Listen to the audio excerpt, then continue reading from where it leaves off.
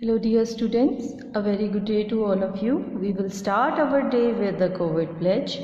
I commit to be vigilant and bear in mind at all times the risk to myself and my colleagues from COVID-19. I promise to take all necessary precautions that prevent the spread of this deadly virus. I promise to follow and encourage others to follow key COVID appropriate behaviors, to always wear a mask, face cover, especially when in public places, to maintain a minimum distance of 6 feet from others, to wash my hand frequently and thoroughly with soap and water. Together we will win this fight against COVID-19. Now let's resume with the chapter that we were doing, chapter number 8, which was the drunken stupor. We were doing the third extract that starts from, but I wasn't very happy traveling in that coach. Over here we have question, why was the narrator not happy about traveling in that coach? यानी कि narrator उस coach में travelling करने से खुश क्यों नहीं था? Its answer is, the narrator was not happy about traveling in that coach because it was a third class coach and heavily crowded. There was not enough space to even shift position.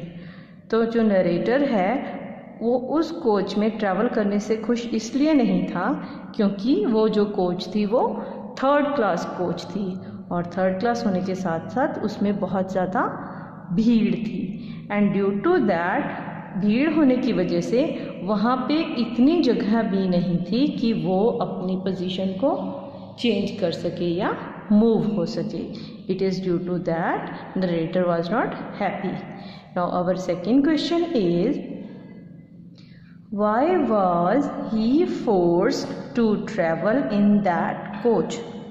तो narrator को उस coach में travel करने के लिए मजबूर क्यों किया गया? तो answer we have, there was a large crowd at the station.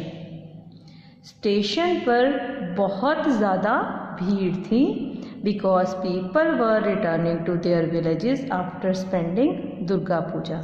और वो भीड़ होने की वजह क्या थी कि लोग दुर्गा पूजा के बाद अपने गांव में वापस जा रहे थे. There was no space in second class coaches and it was the last train. और सेकेंड क्लास कोचेस में भी कोई भी स्पेस नहीं थी और ये जो थी लास्ट ट्रेन थी जो कि विलेज के लिए चल रही थी. So they had no choice but to board the third class coach. तो उनके पास कोई और ऑप्शन नहीं थी और इसीलिए उनको थर्ड क्लास कोच में ट्रैवल करना पड़ गया. Now third answer we have, what was the result of narrator's happiness? How did he react? Narrator के नाखुश होने का नतीजा क्या निकला और उसने किस तरह से रिएक्ट किया? तो आएगा, the answer we have, the narrator got irritated by a man carrying a heavy bundle who kept coming to the door for a whiff of air. Narrator irritate, narrator मतलब कि खिंच गया था एकदम से. नरेटर इरिटेट हो गया था. किससे इरिटेट हुआ? उस आदमी से जिसने बहुत हैवी बंडल यानी कि बहुत भारा सामान उठाया हुआ था और वो बार बार दरवाजे के पास आ रहा था खुली हवा में सांस लेने के लिए. Every time his bundle would brush the narrator's face. और जब भी वो मूव करके दरवाजे के पास आता था उसका बंडल जो था, जो हैवी बंडल उसने कैरी किया हुआ था, वो नरेटर के फेस को ब्रश यानी कि उसके फेस को टच कर रहा था.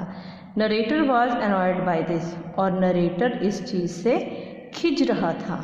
And after a few more times, और जब कई बार ऐसा हो चुका था, he caught hold of the man and slapped him hard. उसने उस आदमी को पकड़ा और उसको एक चांटा, जोर से चांटा लगा दिया. तो नरेटर के अनहैप्पीनेस का रिजल्ट क्या निकला कि उस बंदे के बार बार आगे आने से या उसका जो हैवी लोड था कैरी किया हुआ उसके बार बार फेस के साथ टच होने की वजह से वो इरिटेट हो गया, जिसकी वजह से खिज में या गुस्से में आके उसने उस आदमी को पकड़ के उसके मुंह पे एक चांटा रसीद कर दिया। तो these are all 3 questions from the third extract. Next we have word meanings. Frailty, that means weakness. Haughtiness, a manner that is proud and unfriendly. Diligent, careful and hardworking. Obstinately, stubbornly. Cheeky, lacking respect. Ached means irritated. Footed means paid. Caustically means cutting. Imploring means asking earnestly. Sentry means a soldier who guards a gate. Sentry को हम जैसे हिंदी में संतरी भी बोल देते हैं, तो it's sentry, a soldier who guard the gate. Second, a young member of an important family. Reprimanding, scolding. abolished, officially ended. Jurisdiction, the power or right to make legal decisions.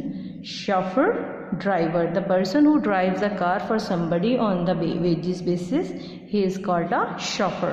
Then stifling, very hot and suffocating.